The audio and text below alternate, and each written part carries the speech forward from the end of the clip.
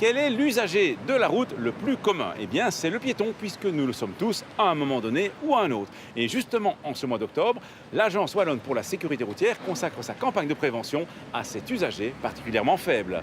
Octobre, c'est une bonne période pour parler des piétons. Les jours raccourcissent et ils sont parfois moins visibles. Notre campagne comporte deux axes. D'une part, une sensibilisation des automobilistes eux-mêmes. Vous verrez les affiches le long des autoroutes. On invite les automobilistes à faire preuve de davantage de vigilance.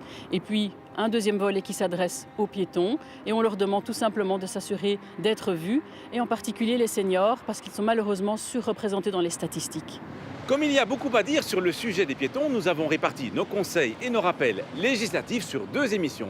Aujourd'hui, on se concentre sur le rôle des conducteurs dans la sécurité des piétons et la semaine prochaine, on s'adresse aux piétons eux-mêmes.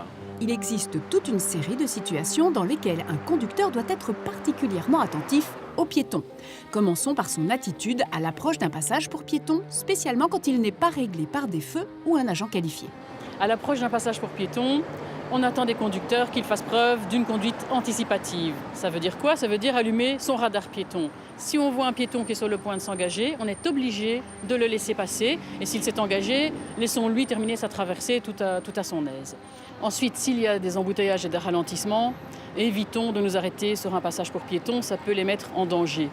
Et puis, enfin, interdiction formelle de dépasser sur un passage pour piétons. Le véhicule qui s'est arrêté devant vous peut tout simplement laisser passer un piéton que vous ne verrez pas et vous risquez de le faucher.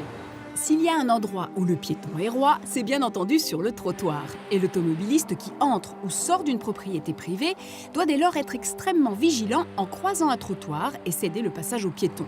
Il doit faire de même lorsque le trottoir traverse une route à hauteur d'un carrefour, ce que l'on appelle d'ailleurs un trottoir traversant, où le piéton est bien entendu prioritaire.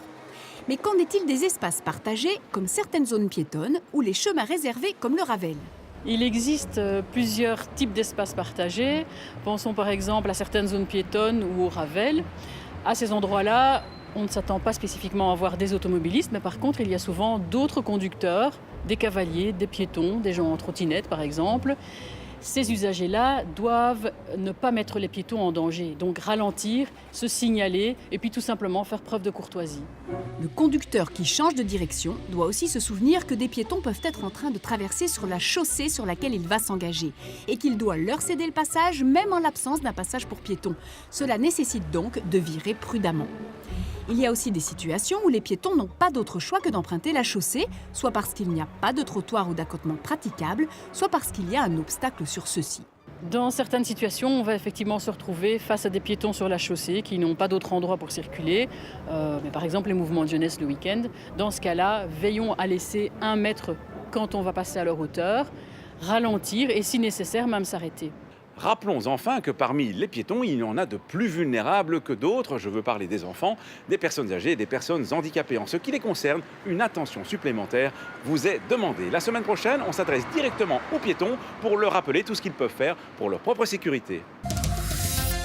Quand doit-on utiliser le triangle de danger ? Son usage est obligatoire pour signaler un véhicule en panne ou accidenté qui n'a pas pu être rangé réglementairement et il sert également à signaler un chargement tombé sur la chaussée. On le place alors à une distance minimale de 100 mètres sur les autoroutes et 30 mètres ailleurs. Dans les agglomérations, là où la distance de 30 mètres est difficile à respecter, le triangle de danger peut être placé plus près et éventuellement sur le véhicule. À la semaine prochaine et d'ici là, bonne route!